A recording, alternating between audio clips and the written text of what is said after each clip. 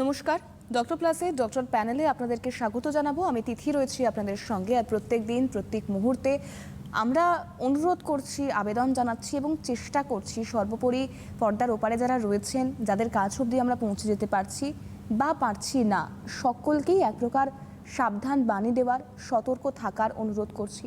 কারণ যেভাবে করোনার সংক্রমণের সংখ্যাটা উত্তরোত্তর বৃদ্ধি পাচ্ছে, তাতে বোধহয় শুধুমাত্র ভ্যাকসিনের জন্য অপেক্ষা করে একটা খামখেয়ালি জীবনযাপন করা একেবারেই কাম্য নয়। তাই নির্দিষ্ট কিছু যে স্বাস্থ্যবিধি মেনে দেওয়া হয়েছে, বেঁধে দেওয়া হয়েছে, সেগুলো মান্যতা দিতে অবশ্যই হবে। এবং চিকিৎসক রয়েছেন, তার সঙ্গেও আলোচনা করব, পরামর্শ নেব তবে তার আগে একবার এই মুহূর্তে আমরা ঠিক কোথায় দাঁড়িয়ে আছি, মানে শেষ পাওয়া পরিসংখ্যান কি বলছে, গোটা দেশ, গোটা রাজ্যে কতজন আক্রান্ত হয়েছে, সেই পরিসংখ্যানটা একবার আপনাদেরকে জানিয়ে রাখবো। যদি দেশ থেকে শুরু করা যায়, তাহলে দেশে গত 24 ঘন্টাতে আবারও রেকর্ড সংখ্যক সংক্রমণ হয়েছে 38,902 জন। গত 24 ঘন্টাতেই নতুন করে সংক্রমিত হয়েছেন 38,902 জন। সেক্ষেত্রে দাঁড়িয়ে মোট পরিসংখ্যানটা 10,77,000 ছাড়িয়ে গিয়েছে। এবার যদি রাজ্যের দিকে নজর দিই, তাহলে গতকাল যে মেডিকেল বুলেটিন আমরা বিকেলে পেয়েছি, সেই মেডিকেল বুলেটিন অনুযায়ী যে খবর, তাতে একদিনে আক্রান্তের সংখ্যাটা 2198, অর্থাৎ 2000-এরও বেশি মানুষ 24 ঘন্টায় আক্রান্ত হচ্ছেন। এবং সেই জায়গায় দাঁড়িয়ে এ রাজ্যের মোট আক্রান্তের সংখ্যাটা 40,000 ছাড়িয়ে গিয়েছে। এটা আপনাদের আতঙ্ক বাড়ার কোনো রকম, আতঙ্ক বাড়িয়ে তোলার কোনো রকম ইচ্ছে বা কোনো রকম রুচি কোনোটাই নেই। সে জায়গায় দাঁড়িয়ে আতঙ্কিতর কথায় আমরা যাচ্ছি না, চাইছি এই পরিসংখ্যানটা দেখে আপনারা অন্তত একটু সাবধানতা অবলম্বন করুন। এই বিষয় নিয়েই, নানাবিধ বিষয় নিয়ে আলোচনা করব। আমার সঙ্গে আজকে রয়েছেন doctor Abhijit Chowdhury, senior surgeon, Kolkata medical college হাসপাতাল। ডক্টর চৌধুরী, আপনাকে অনেক অনেক স্বাগত জানাবো। স্কাইপি থেকে সরাসরি রয়েছেন ডাক্তারবাবু আমাদের সঙ্গে। এবং সে জায়গায় দাঁড়িয়ে ডক্টর চৌধুরী, প্রথমেই যে বিষয়টায় আসতে চাইবো, যে পরিসংখ্যান যা বলছে, শুধুমাত্র যদি পরিসংখ্যানের দিকেই তাকাই, তাহলে পরিস্থিতি কোথায় দাঁড়িয়ে রয়েছে?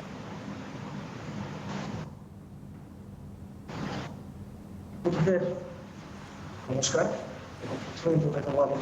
চেষ্টা করতে বাংলায় বোঝাবার, কিন্তু যদি বলি যে পরিসংখ্যানের দিক দিয়ে যদি আমি বিচার করি, তাহলে কিন্তু বলবো যে পরিসংখ্যানের দিক থেকে প্রত্যেকেই আমরা যারা বিজ্ঞানের ছাত্র, একটা সময় আমরা অঙ্কে এপি সিরিজ, জিপি সিরিজ এবং এইচপি সিরিজ, যেটা হারমোনিক প্রোগ্রেশন আমরা করেছিলাম, হারমোনিক প্রোগ্রেশন উঠে গেছে। কিন্তু পরিসংখ্যান যেভাবে এগোচ্ছে, তাতে কিন্তু অ্যারিথমেটিক প্রোগ্রেশনের জায়গায় জিওমেট্রিক প্রোগ্রেশনে কিন্তু সংখ্যাটা বাড়ছে। যদি পরিসংখ্যানকে একা যদি ধরা যায়, তাহলে কিন্তু একটা ভয়াবহ জায়গায় কিন্তু যাচ্ছে। এবং অদূর ভবিষ্যতে আমার ধারণা, যদি এই হারে যদি বাড়তে থাকে, তাহলে কিন্তু 30-35 লাখে আমরা খুব তাড়াতাড়ি হয়তো পৌঁছে যাব। এটা হচ্ছে আমার তাই ধারণা। কিন্তু তাই বলে এই পরিসংখ্যান দিয়ে মানুষকে আতঙ্কিত করবার আমি চেষ্টা করছি না, কিন্তু যেটা করছি সেটা হচ্ছে সাবধান করে দেওয়ার চেষ্টা করছি, সচেতনতা বাড়াবার চেষ্টা করছি, যাতে করে অন্তত এই পরিসংখ্যানটা দেখেও মানুষ যেন সচেতন হয়, তারা কিভাবে চলবে, কিভাবে মেনে চলবে। সরকারের বেঁধে দেওয়ার নিয়ম একেবারেই তাই। এবং যে নিয়মটা দিয়েছে, তার মান্যতা কি করে দেবে সেইটা বলে দেওয়া, আর কিছু।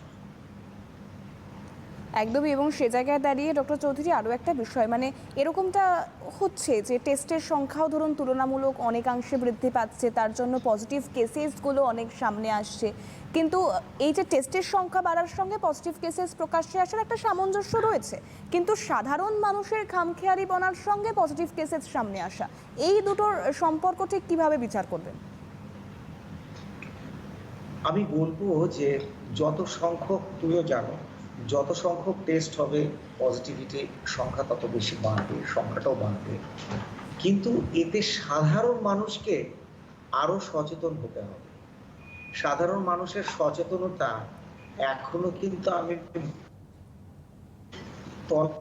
নেই, যেটা আমরা এপ্রিল কিংবা এপ্রিলের মাঝামাঝি দেখেছিলাম। তার মানুষের সচেতনতা যতটা সম্ভবভাবে বাড়ানো উচিত, কিংবা যতটা বেড়ে যাওয়া উচিত সেটা হয়তো নেই। তার কারণ এখনো বাইরে বেরোলে বিভিন্ন রকম ছবি দেখতে পাই, তাতে মনে হয় যে আদৌ কি সচেতনতা এদের হয়েছে, সন্দেহজনক। কারণ এই যে বাঁদিকের যে ডান দিকের যে মেয়েটার ছবিটা দেখছিলাম, তার কিন্তু মুখে মাস্ক নেই। এটা কি সচেতনতার পরিচয় আমি বলবো? 2 নম্বর, এই ছবিটার আগের ছবিটা, এই যে মাস্কটা পরে আছে, এই মাস্কটা কতটা আমাকে সুরক্ষা দেবে সেটা নিয়ে কিন্তু একটা দ্বন্দ্ব কিন্তু রয়ে গেছে। কার এই মাস্ক নিয়ে কিন্তু বহুবার প্রত্যেকটা সময় প্রত্যেকটা ইন্টারভিউতে আমি বলেছি, কারণ এইটা কিন্তু একটা ভীষণ একটা বিরাট পদক্ষেপ কিন্তু এটা দেয়। এই যে মাস্কগুলো তৈরি হচ্ছে, এবারে মাস্কগুলো প্যাকেটে ভরবে, তার আগে কি স্টেরিলাইজেশন হবে, কিভাবে ভরবে, এগুলো কিন্তু অনেক প্রশ্ন এসেছে। এই হুম হচ্ছে যে কাপড়ের তৈরি মাস্কে আমাদের সেই সুরক্ষা কিন্তু দেয় না, একদম পরিষ্কার, এতে কোনো দ্বিমত নেই। কারণে আমাকে মাস্ক পরতে হবে যে N95 যে গাইডলাইনটা দেওয়া আছে, কিংবা থ্রিলার সার্জিক্যাল মাস্ক যেগুলো পরার দরকার সেগুলো পরতে হবে। এই যে দেখুন মহিলা মুখে কোনো মাস্ক নেই, নার্স সে হয়তো চেষ্টা করছে তাকে দূরে সরিয়ে দেওয়ার, সামাজিক দূরত্ব বজায় রেখে কথা বলবার, এগুলো কিন্তু আমরা দেখি না।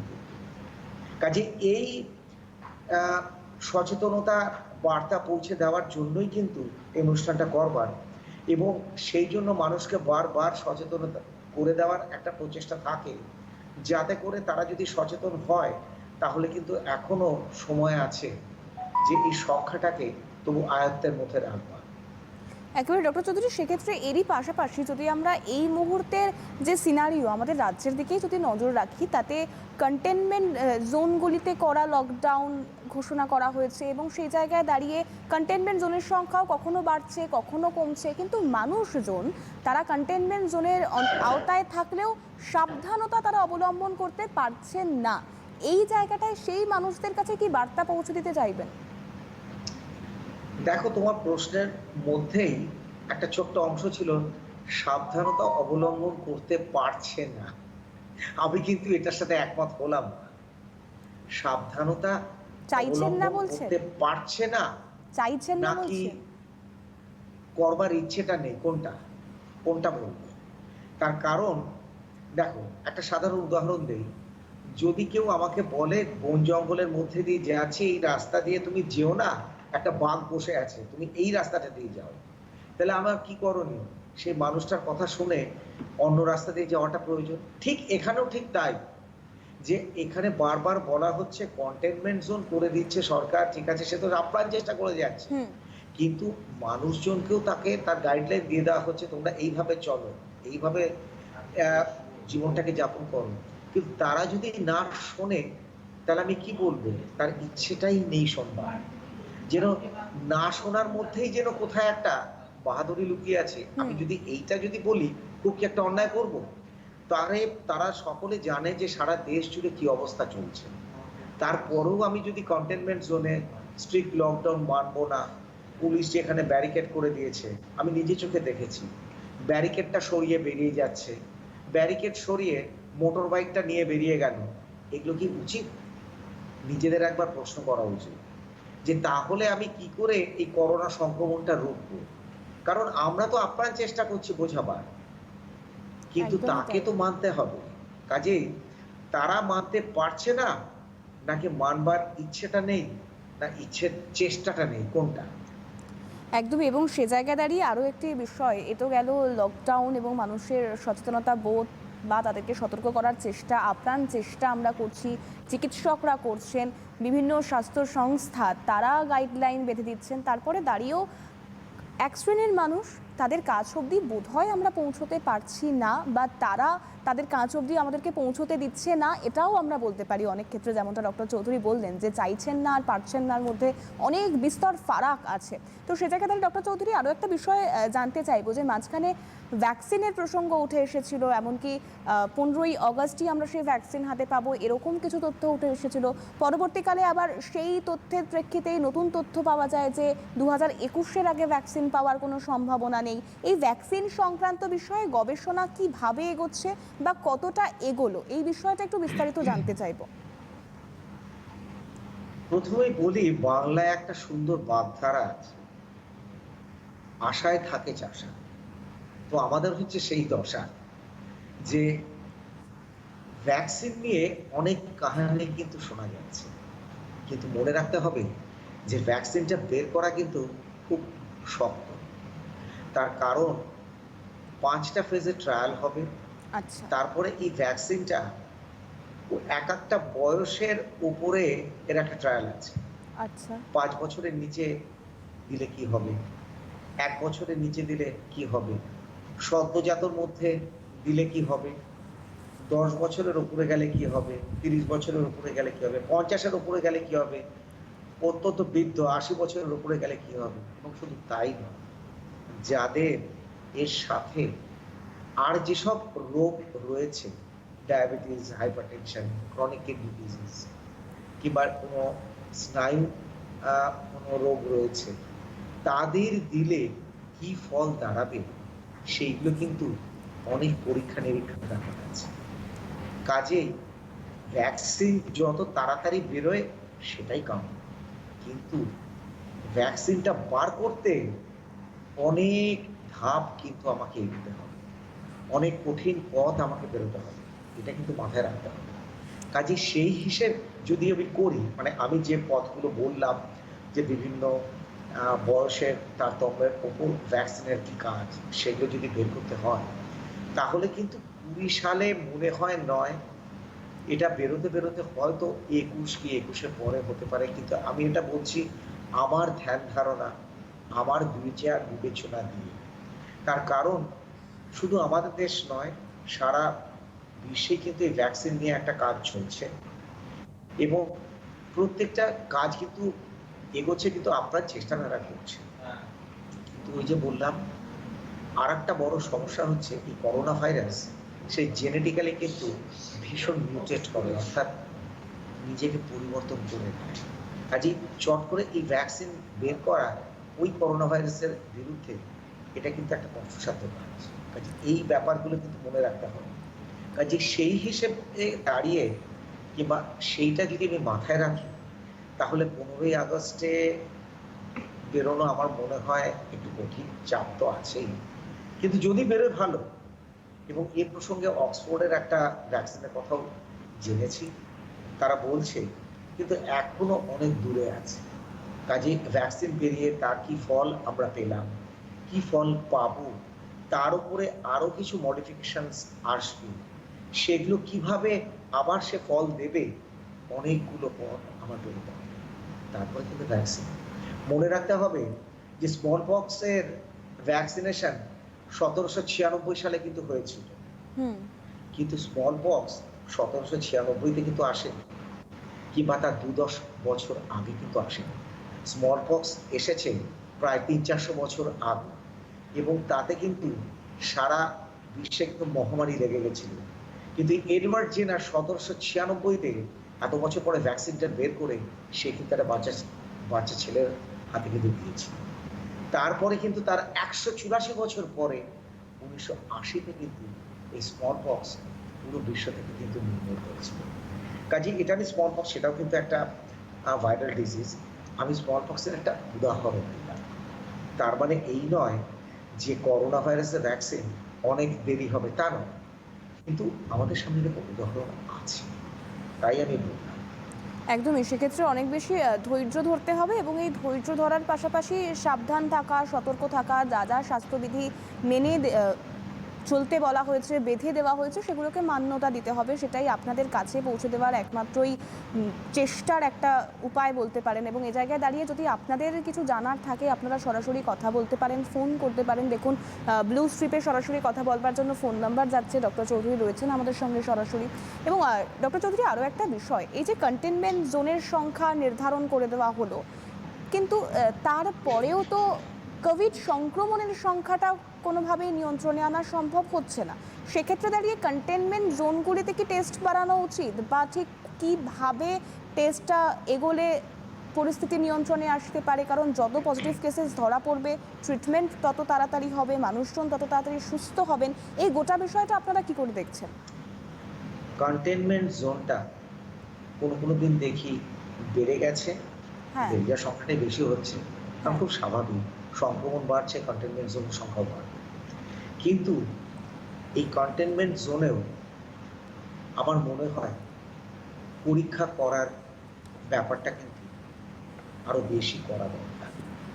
কারণ সেক্ষেত্রে তাহলে কন্টেনমেন্ট জোনে তাহলে আরো যারা সংক্রমিত হয়েছে কিনা সেটা জানা যাবে।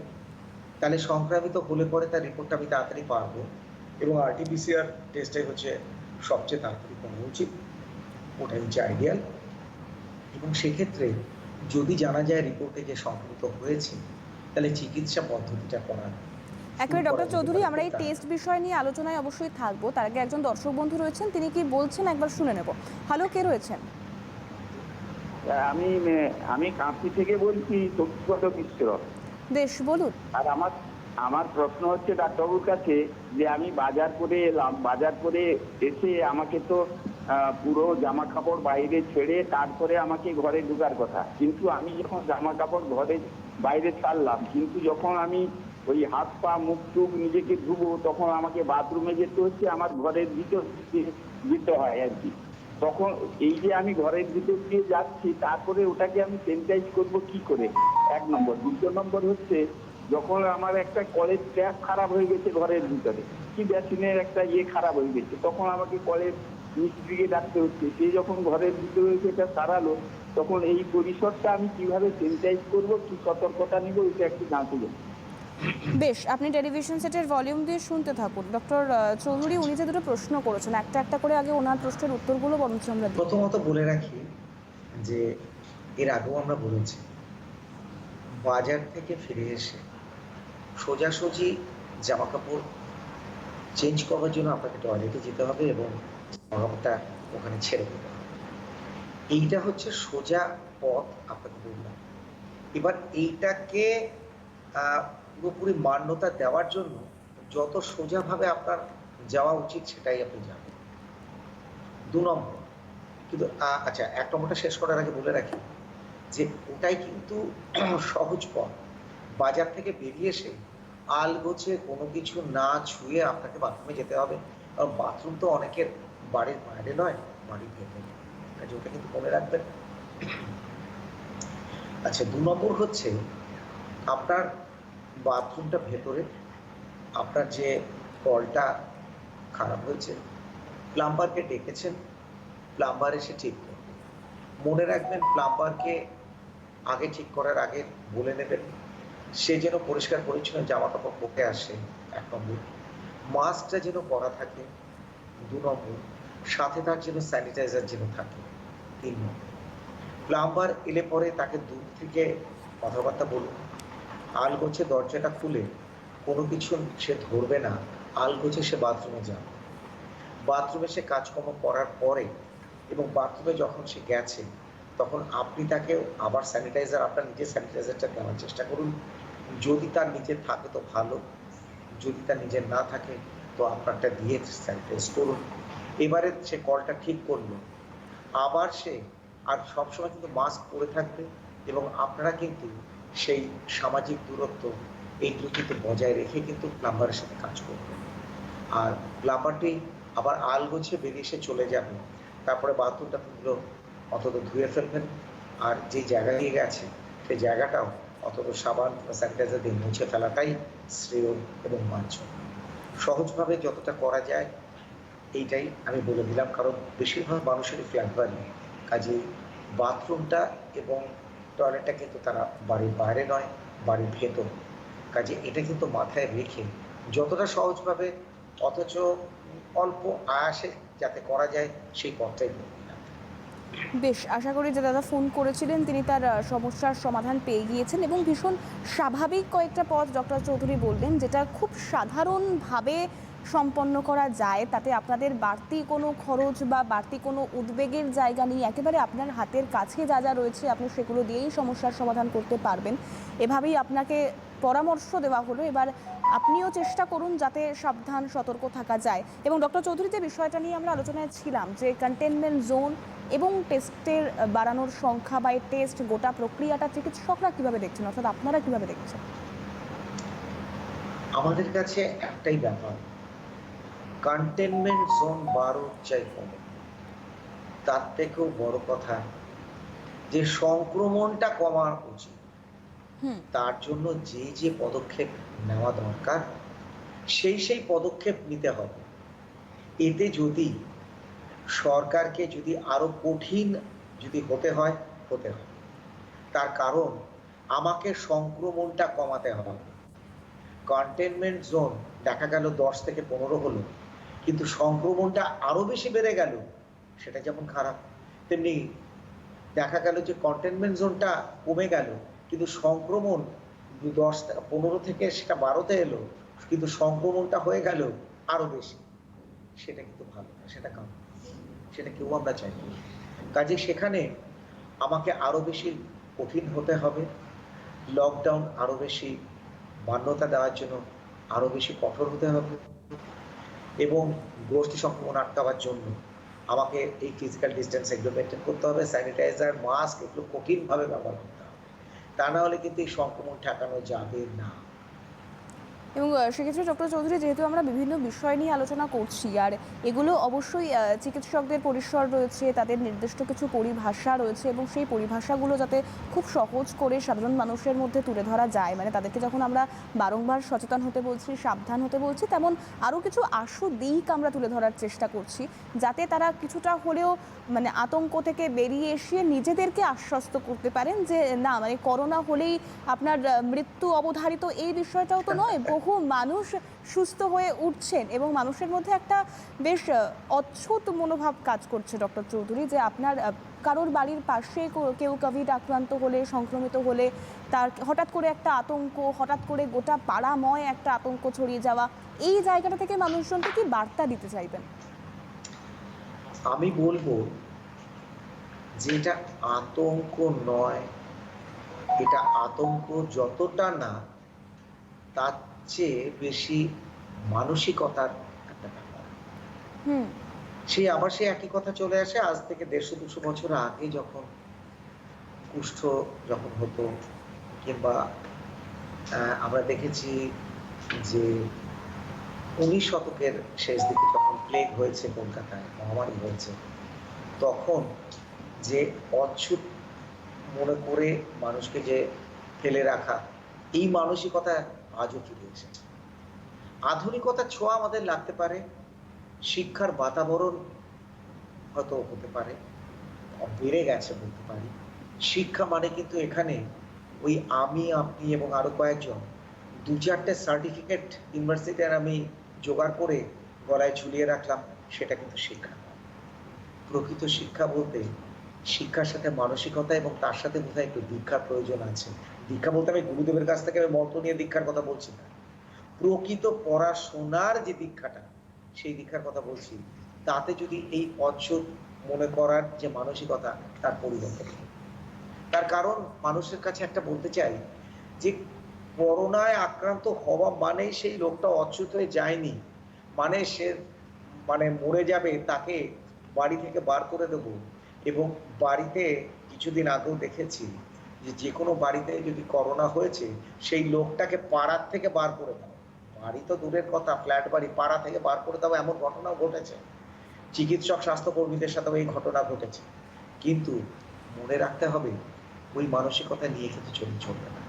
কারণ কে বলতে পারে আজকে আপনি যে মানুষটাকে এইরকম ধরনের মানসিকতা দেখাচ্ছেন, কালকে আপনার ভগবান করুন যদি কিছু না হয়, করোনায় সংক্রমণ হবে না, কে বলতে পারে?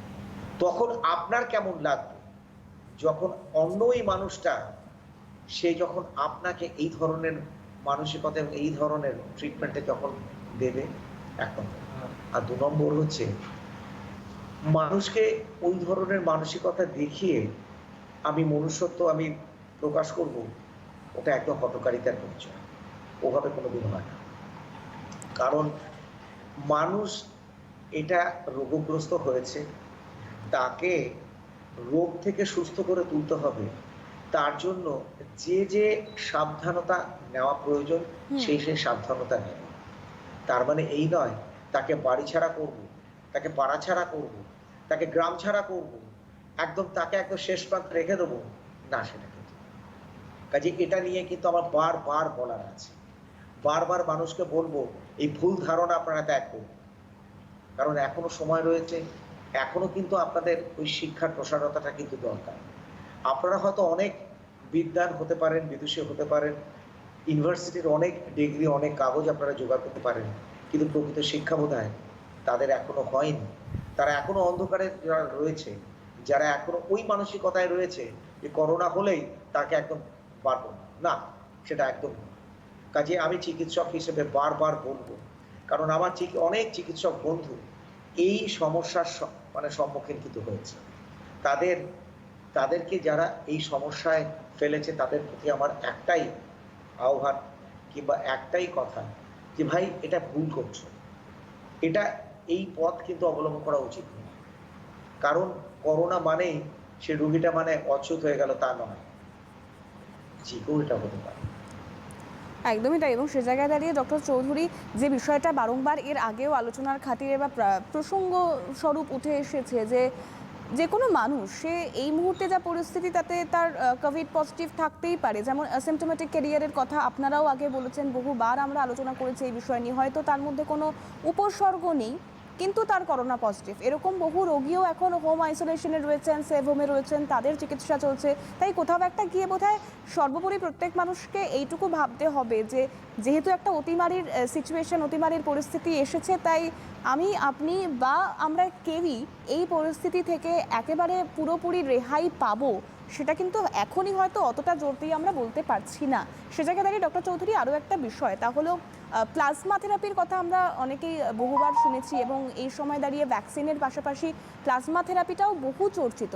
এই প্লাজমা থেরাপি বা প্লাজমা ব্যাংক আমরা শুনছিলাম এ রাজ্যেও বেশ কয়েকটি হাসপাতালে প্লাজমা ব্যাংক তৈরির কথা ভাবা হচ্ছে। এই গোটা বিষয়টা একটু পরিষ্কারভাবে জানতে চাইবো ডক্টর চৌধুরী। প্রথমত বলে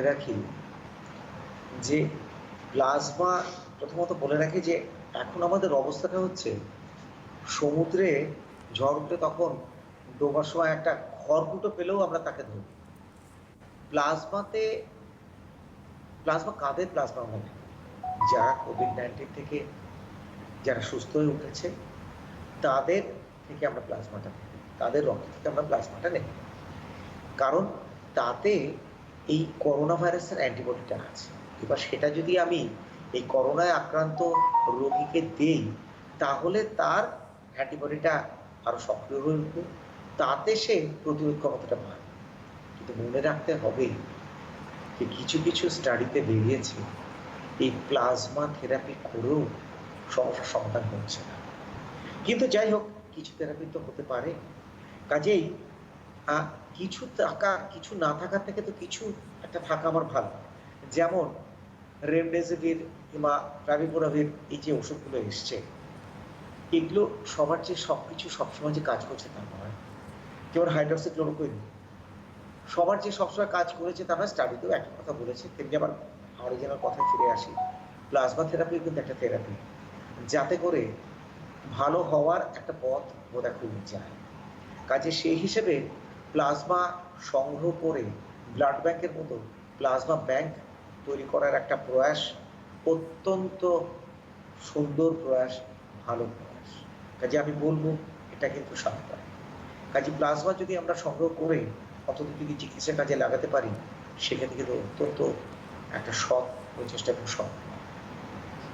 একবার। এবং তার পাশাপাশি ডক্টর চৌধুরী আরও একটা বিষয়, মানে এই ধরুন ভ্যাকসিন নিয়ে পরীক্ষা নিরীক্ষা হচ্ছে, অক্সফোর্ড একরকম মত রাখছে বা রুশ বিজ্ঞানী তারা বলছেন, তারা দাবি করছেন তারা বেশ কয়েক ধাপ এগিয়ে গিয়েছেন এই মুহূর্তে, বা একটা প্লাজমা থেরাপি, প্লাজমা ব্যাংক, সেই সংক্রান্ত কিছু বিষয়ও পর্যালোচনা হচ্ছে, পর্যবেক্ষণ হচ্ছে, এবং প্রত্যেকটাই পরীক্ষা সাপেক্ষ। সে জায়গায় দাঁড়িয়ে একটা বিষয় একটু পরিষ্কার হতে চাইবো, যেখানে এ রাজ্যের সুস্থতার হার বেশ কয়েকদিন আগেও 65% বা 64% ছিল, সেই সুস্থতার হারটা কিন্তু একটু একটু করে কমতে শুরু করেছে। মানে আমি যদি রাজ্য সরকারের তরফ থেকে যে বুলেটিন দেওয়া হয়েছে সেখানে যে সুস্থতার হারের কথা উল্লেখ করা হয়েছে তার কথাই উল্লেখ করি ডক্টর চৌধুরী, তাহলে 16ই জুলাই সেই সুস্থতার হারটা ছিল 59.29%, এবং 17 আর 18ই জুলাই এই দুদিনের সুস্থতার হারটা একই জায়গায় রয়েছে, এবং সেটা একটু হলেও কমেছে 58.54%, অর্থাৎ 58% মোরাললেস। এবং সেই জায়গায় দাঁড়িয়ে ডিসচার্জের সংখ্যাটাও কম হচ্ছে, বহু সংখ্যক মানুষ তারা চিকিৎসাধীন রয়েছেন। এই পরিস্থিতিটা কেন তৈরি হচ্ছে? এটা একটা বলা খুব কঠিন, কিন্তু তা সত্ত্বেও বলতে পারি এটা একটা সাধারণ একটা অঙ্কের ব্যাপার। আচ্ছা, যে সুস্থতার হার কমছে তার কারণ সংক্রমণের হারটা কিন্তু বাড়ছে, আর সেই সঙ্গে আর একটা বলা যেতে পারে যে সংক্রমণের হার যে সঙ্গে বেড়ে গেছে তার জন্য সুস্থতার হারটা তো কমবে, কারণ এটা তো একটা অঙ্কের একটা হিসেবের ব্যাপার। তবে আবারও বলি, পরিসংখ্যানটা নিয়ে পরিসংখ্যানবিদরা নিশ্চয় কাজ করবে, কিন্তু আমাদের চিকিৎসক যারা ক্লিনিক্সে যারা রয়েছে আমরা, তাদের কিন্তু এই পরিসংখ্যান নিয়ে পড়ে থাকতে চলবে না। কারণ সুস্থতার হার বাড়ুক চাই হোক, আমাকে কিন্তু মান্যতা একটা দিতেই হবে যে মানুষ আমার কাছে এসেছে, তাকে সুস্থ করে তোলার দায়িত্বটা যথাসম্ভব আমাকে আপ্রাণ চেষ্টা করে দিতে হবে, তাকে শেষ জায়গা পর্যন্ত আমাকে চেষ্টা করতে হবে। কাজে সেই হিসেবটা মাথায় রেখে সেই জায়গাটাতেই যাওয়া ভালো এখন। আর 2 নম্বর, এই চিকিৎসার ব্যাপারে যখন আসছে তখন আমি কিন্তু আর একটা কথা বলবো, যারা অ্যাসিম্পটোম্যাটিক ক্যারিয়ার তাদের জন্য কিন্তু হোম কোয়ারেন্টাইন ফ্যাসিলিটি কিন্তু রয়েছে। তাতে কিন্তু আমার মনে হয় মানে প্রক্রিয়াটা কিন্তু অনেক সহজ, এটা কিন্তু মাথায় রাখতে হবে। বেশ। এবং পাশাপাশি আরও একটা বিষয় ডক্টর চৌধুরী, যখন আমরা আলোচনা একেবারে শুরু করেছিলাম, অর্থাৎ আজকের আলোচনা নয়, আলোচনার শুরুর দিনগুলোর কথা বলতে চাইছি, সে সময় দাঁড়িয়ে শুরু থেকেই গোষ্ঠী সংক্রমণের একটা আশঙ্কা, একটা আতঙ্ক সব মহলেই ছিল, সেটা বিজ্ঞানী মহল হোক, বিশেষজ্ঞ মহল হোক, চিকিৎসক মহল হোক, সব জায়গাতেই ছিল। কারণ যেহেতু একটা অতিমারির পরিস্থিতিতে আমরা এসে পৌঁছেছি, দাঁড়িয়েছি সেই মুহূর্তে, এবং সে জায়গায় দাঁড়িয়ে যে তথ্য এই মুহূর্তে পাওয়া যাচ্ছে, অর্থাৎ আইএমএ হাসপাতাল এবং সেই হাসপাতালের যে বোর্ড অফ চেয়ারম্যান রয়েছেন তিনি দাবি করছেন যে কর্ণাটক, কেরালা এবং পশ্চিমবঙ্গ, অর্থাৎ উত্তর পূর্ব ভারতের গোষ্ঠী সংক্রমণটা শুরু হয়ে গিয়েছে, এটা তিনি দাবি করেছেন। এবং অবশ্যই আমরা তর্কে যেতে চাইছি না, কিন্তু পরিস্থিতি যেভাবে এগোচ্ছে, পরিসংখ্যান যেভাবে বৃদ্ধি পাচ্ছে, তাতে কি এটা আদতেও কতটা মানে সত্যি প্রমাণিত হতে পারে, বা আদতেও গোষ্ঠী সংক্রমণ হওয়ার রয়েছে কিনা? ইন্ডিয়ান মেডিকেল অ্যাসোসিয়েশন, যেটা আমাদের চিকিৎসকদের সবচেয়ে বড় অ্যাসোসিয়েশন, হ্যাঁ একদমই তাই, সেখানকার একজন উচ্চ পদাধিকারী একজন মানুষ, সে যখন বলছে নিশ্চয় তার হাতে কোনো পরিসংখ্যান আছে। 2 নম্বর হচ্ছে, সত্যি কথা বলতে কি, অনেক ভিন্ন দেশের মানুষ আমাদের এখানে এসেছে, অনেক মানুষ আসাতে সংখ্যাটা কিরকমভাবে বেড়েছে সেটা সবাই আমরা জানি। এবং সেই আলোচনার গোড়াতে বলেছিলাম যে এখন অ্যারিথমেটিক জিওমেট্রিক প্রোগ্রেশনের মতো সংখ্যাটা এত দিনকে দিন বাড়ছে, তাতে যদি গোষ্ঠী সংক্রমণ যদি হয়, খুব কি একটা অবাক হওয়ার কিছু আছে? অবাক হওয়ার কিছু। 2 নম্বর, যতই আমরা স্ট্রিক্ট লকডাউন করি, যতই কন্টেনমেন্ট জোন বাড়াই, তাতে আমরা যতই স্ট্রিক্ট লকডাউন করি না কেন, বেশ কিছু সংখ্যক মানুষ তারা কিন্তু এখনো আমাদের এই যে সাবধান বাণীগুলো তাতে কিন্তু মান্যতা দেয়নি, কিংবা মান্যতা দেওয়ার চেষ্টা করে, কিংবা মান্যতা দেব এই কথাটাই ভাবে। এখনো দেখা যায় বাজারে গেলে চিত্রটা একটু ভিন্ন ধরনের, এবং তখন মনে হয় যে আদৌ কি লকডাউন চলছে, আদৌ কি এই সরকারের বেঁধে দেওয়া নিয়ম এগুলো কি চলছে, এই প্রশ্নগুলো কিন্তু এসে যায়।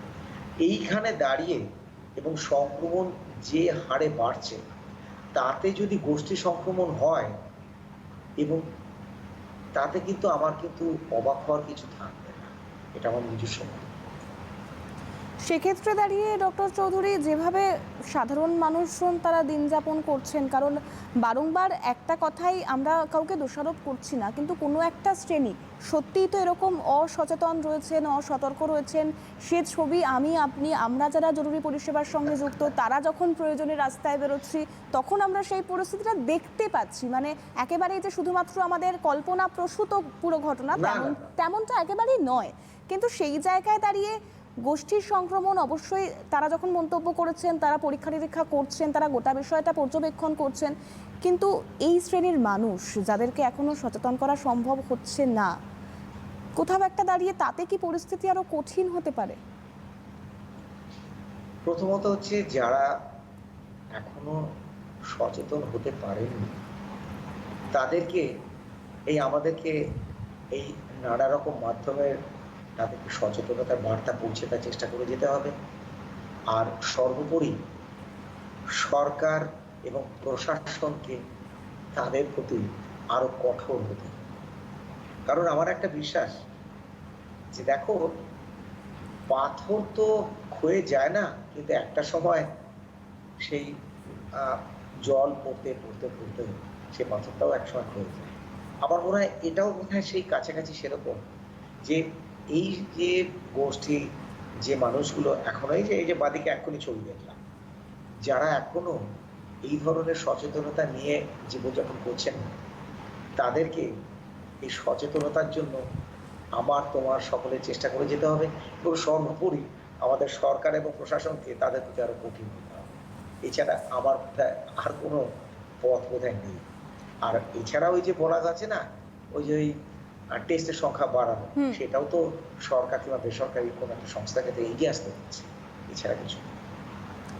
আরও একটা বিষয় ডক্টর চৌধুরী, অনেকের ক্ষেত্রেই এটা প্রশ্ন জাগছে মনে। ধরুন কোনো একজন কোভিড আক্রান্ত হলেন, তার মধ্যে কোভিড পজিটিভ রেজাল্ট হলো এবং সে চিকিৎসাধীন ছিলেন, সুস্থ হয়ে উঠলেন, বাড়ি ফিরলেন, আরও বেশ কয়েকদিন বাড়ি ফেরার পরেও যেটা বলা হয় যে আরও বেশ কয়েকদিন যদি হোম কোয়ারেন্টাইনে থাকা যায়, এবং সেক্ষেত্রে দাঁড়িয়ে কি পরবর্তীতে অর্থাৎ দ্বিতীয়বার কোভিড সংক্রমণের কোনো চান্স থেকে যায়? দেখো,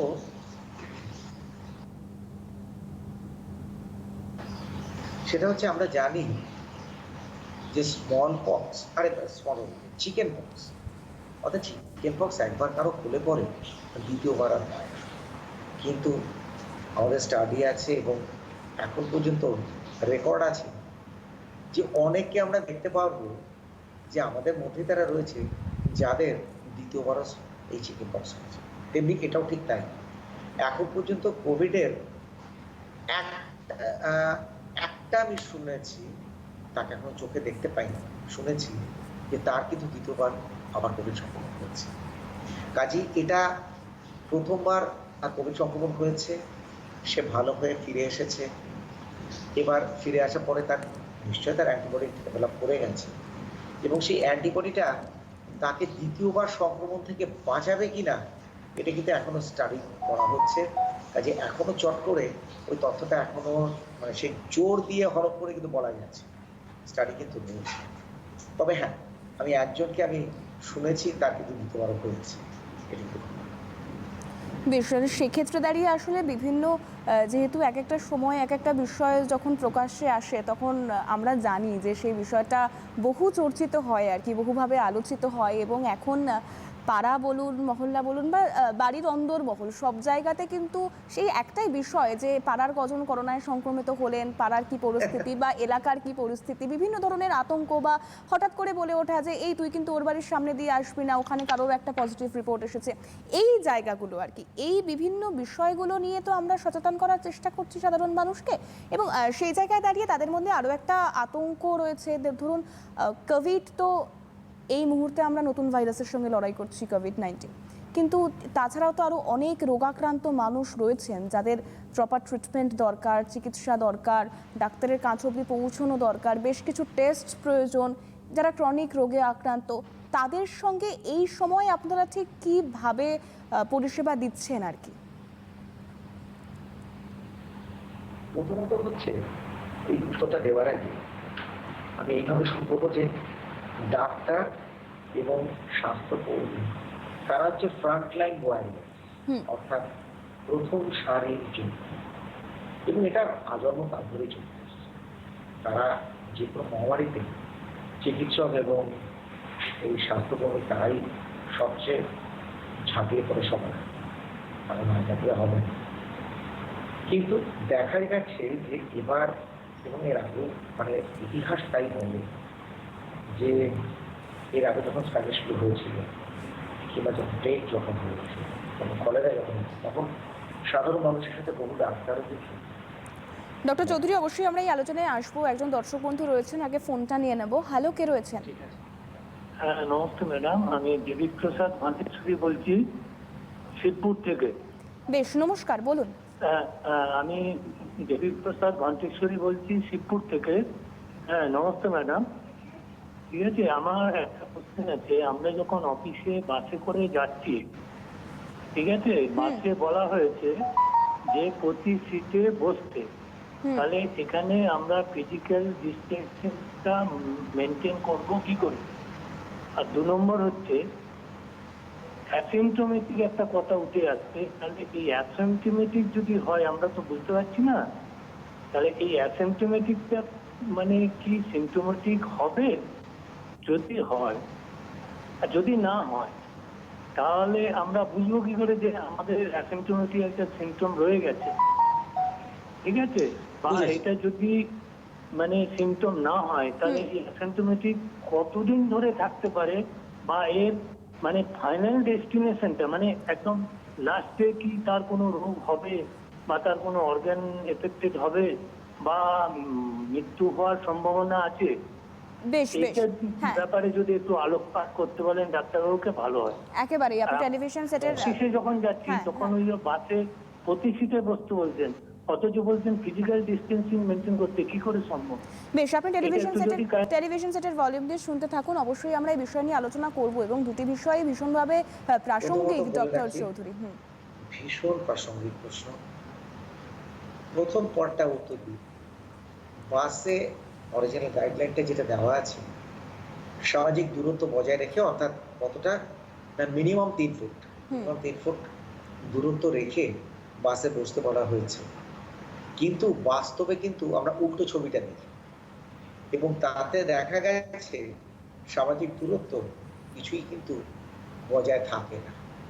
এবং এই যে যেটা গাইডলাইন দেওয়া আছে এবং বাস এ যেটা চলছে, তাতে একটাই কিন্তু মনে হয়, সেই একটা প্রবাদ আছে না, সোনার পাথর বাটি, সোনার পাথর বাটিটা যেমন এখানেও ঠিক তাই। কাজে সেক্ষেত্রে আপনাকে যেটা বলবো, অন্তত মাস্কটা পরুন, গ্লাভস,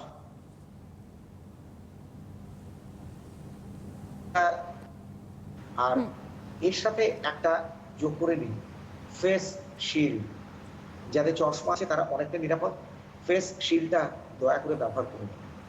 তার কারণ অন্তত হাঁচি কাশিটা শুধু মাস্ক যদি পরা থাকে, নয় নাক আর মুখ দিয়ে নয় ঢুকলো না, ড্রপলেটস এরোসলটা, কিন্তু মুখের আর কোনো জায়গায় তো লেগে গেল। সেখানে আপনার যদি শিল্ডটা যদি পরা থাকে, অত শিল্ডটা আটকান। আর যে ব্যাপারটা আপনি বলেছেন যে সামাজিক দূরত্ব বাসে বজায় থাকছে না, সেটার উত্তর তো আমি দিয়ে দিলাম। এটা তো সোনার পাথর বাটি হয়ে গেছে। যে ইনিশিয়ালি কিন্তু প্রথমে কিন্তু বলা হয়েছিল বাসে কতজন লোক হবে, তারপরে বাসে কিভাবে তারা চলবে। আমিও দেখেছি, দেখে আমার মনেও নিজের প্রশ্ন জেগেছে যে কি করে এই সামাজিক দূরত্বটা বজায় থাকছে। কারণ কে সিমটোম্যাটিক আর কে আসিমটোম্যাটিক, কার আছে সেটা কিন্তু আমরা কেউ জানি না। সবাই কিন্তু একটা সমস্যার মধ্যে দিয়ে কিন্তু চলেছে। এবারে বলে রাখি 2 নম্বর পার্টটা, যত আপনার টেস্ট বাড়বে তত আপনার সংখ্যাটা কিন্তু বেড়ে যাবে। এবারে হচ্ছে পজিটিভ রেজাল্ট এলো, তার আগে বলে রাখি, যদি নেগেটিভ রেজাল্ট আসে তাহলে তো আপনি একদিক দিয়ে নিশ্চিন্ত পেয়ে গেলেন যে আপনার কোভিড সংক্রমণ হয়নি। কাজে কিন্তু তাতে কিন্তু আপনি একেবারে স্বস্তি প্রকাশ করবেন না যে আপনি একেবারে এমন ভালো হয়ে গেলে সাবধানতা অবলম্বন না করলেও চলবে না, একদম না। তাতেও আপনার সাবধানতা অবলম্বন আরো বেশি করে করতে হবে, যাতে করে আপনি পজিটিভ যাতে না হয়। এবার যারা পজিটিভ হলো, তারা বুঝে গেলেন যে তাদের সংক্রমণ হয়েছে, কিন্তু তাদের এখনো কোনো ওই উপসর্গ কিন্তু এখনো দেখা দেয়। তাহলে উপসর্গ যদি দেখা না দেওয়া থাকে, তাহলে কিন্তু তাদের পক্ষে হোম কোয়ারেন্টাইনটাই কিন্তু সবচেয়ে সেফ। যদি তারা হোম কোয়ারেন্টাইন করতে পারেন, সবচেয়ে ভালো। হোম কোয়ারেন্টাইন করবার জন্য বিভিন্ন ব্যবস্থা রয়েছে। সরকারি বেসরকারি হাসপাতালের সাথে যোগাযোগ করলে হোম কোয়ারেন্টাইন করার জন্য কি যায় এবং ওষুধপত্র তারা বলে দেবে। টেলিযোগে আপনারা কনসালটেন্টের সাথে কথা বলতে পারবেন, অর্থাৎ ডাক্তারবাবুর সাথে কথা বলতে পারবেন। তারা সবকিছু বলে দেবে যে হোম কোয়ারেন্টাইন করার জন্য কি কি পদক্ষেপ। একেবারেই যিনি ফোন করেছিলেন, আশা করি সেই দাদা তার প্রশ্নের হ্যাঁ, এবং এই সঙ্গে বলে রাখি যে আসিম্পটোম্যাটিক থেকে হঠাৎ সিম্পটোম্যাটিক যে কেউ কিন্তু হতে পারে। আচ্ছা, এটা কে হবে আর কে হবে না বলা কিন্তু সহজ নয়। প্রথমে দেখা যায় যে তার জ্বর এসে গেল, জ্বরটা থাকতে থাকতে অনেকের শুকনো কাশি শুরু হয়েছে। শুকনো কাশিতে দেখুন তখন অন্তত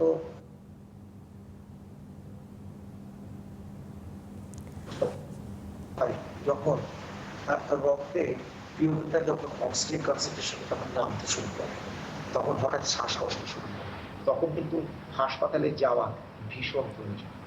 আশা করি ওই ভদ্রলোকের প্রশ্নের কিছুটা উত্তর কোথায় দেওয়া যায়। একেবারে সেই জায়গায় দাঁড়িয়ে ডক্টর চৌধুরী, আমরা যে আলোচনায় ছিলাম আর কি, যে ক্রনিক রোগাক্রান্ত রোগীরা আপনাদের সঙ্গে যোগসাজশে রয়েছেন, তাদের সঙ্গে তারা এই মুহূর্তে ঠিক কীভাবে পরিষেবা পাচ্ছেন বা আপনারা তাদের সঙ্গে কিভাবে যোগাযোগ রাখার চেষ্টা করছেন, এই গোটা বিষয়টা জানিয়ে যদি আর 5 জন সাধারণ মানুষকে একটু সতর্ক করা যায় বা একটা সঠিক পরামর্শ দেওয়া যায়। দেখো দিদি, একটা কথা বলি, এখন যে অবস্থাটা চলছে তাতে কিন্তু চিকিৎসকরাও কিন্তু আক্রান্ত হয়ে এখন এত বেশি আক্রান্ত হয়ে গেছে যে বলার নেই। তা আমরা চিকিৎসকরা কিন্তু কিছুটা অত্যন্ত অতি সাবধানতা অবলম্বন করতে বাধ্য হচ্ছে, এবং আমরাও কিন্তু কিছুটা এইভাবে ভাবছি যে যে রোগীটা আসছে সে কোভিড সংক্রমণ নিয়ে আসছে না, তো কাজে অনেক ভাবনা চিন্তা করতে হচ্ছে। সেক্ষেত্রে যেসব রোগীদের বিভিন্ন পরীক্ষার দরকার, যাদের অন্যান্য আনুষঙ্গিক যে রোগগুলো রয়েছে, যেমন ডায়াবেটিস, হাইপারটেনশন, কিডনির অসুখ, স্নায়ুর যে কোনো অসুখ এবং আরও যেসব অসুখগুলো রয়েছে, তারা কিন্তু আমাদের সাথে সরাসরি যোগাযোগ করছে। তাদের বলে দেওয়া হচ্ছে যে কোথায় কি করতে হবে, এবং যেখানে ওপিডি চালু হয়েছে সেখানে ওপিডিতে অ্যাপয়েন্টমেন্টও দেওয়া হয়। অ্যাপয়েন্টমেন্ট অনুযায়ী তাকে দিন বলে দেওয়া হয়, অমুক দিন অমুক সময়ে আসুন। তারা এলে পরে অবশ্যই তাদেরকে এটাও বলে দেওয়া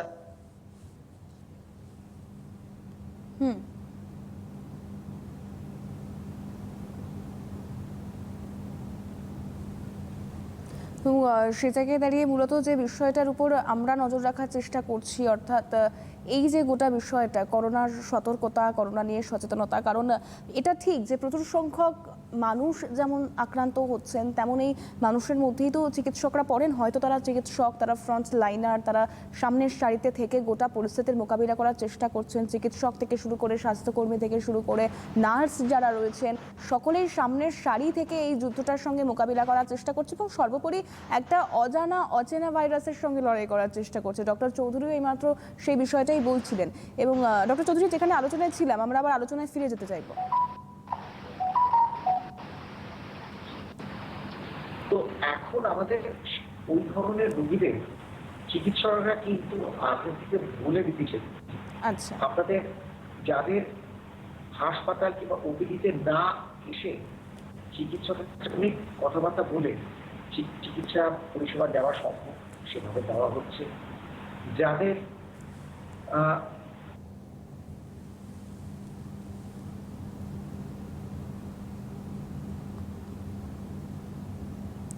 একেবারে, এবং সেই জায়গায় দাঁড়িয়ে প্রত্যেকটি মানুষকে আমরা সতর্ক করার চেষ্টা করছি, কারণ এটা ঠিক যে হয়তো কারোর ট্রিটমেন্টের প্রয়োজন বা জরুরি ভিত্তিকে তারা হাসপাতাল যাচ্ছেন, কিন্তু সে জায়গায় দাঁড়িয়ে ডক্টর চৌধুরীও যে কথাটা বলছিলেন যে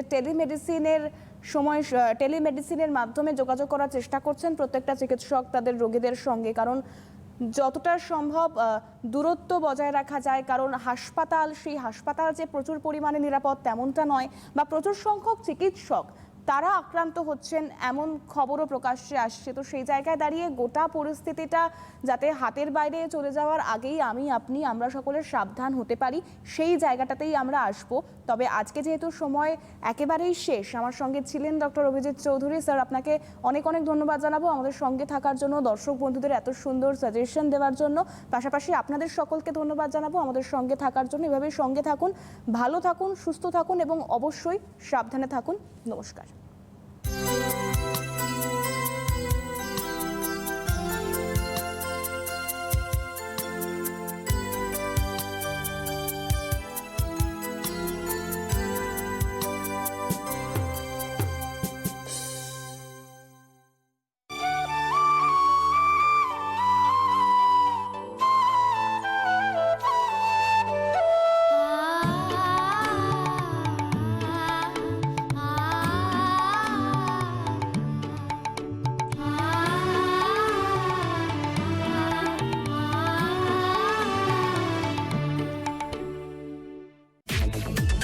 দিনভর ঘটে যাওয়া অসংখ্য ঘটনা, খবরের ভিড়ে হারিয়ে যায় সেসব। সারাদিনের ঘটনা এক নজরে, এক খবরে। সিটিভিএন স্পিড নিউজ প্রতিদিন রাত 9:30 শুধুমাত্র সিটিভিএন একেডি প্লাসে। ঘরবন্দি তবু বন্ধ নয় যোগাযোগ। শিক্ষক পৌঁছে যাবে পড়ুয়ার কাছে, প্রশ্নের উত্তর খুঁজে পাবে শিক্ষার্থী।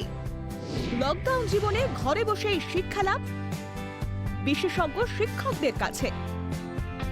এডুকেশন অনলাইন প্রতিদিন সকাল 9:30 শুধুমাত্র সিটিভিএন একেডি প্লাসে। আতঙ্কিত হবেন না, গুজবে কান দেবেন না।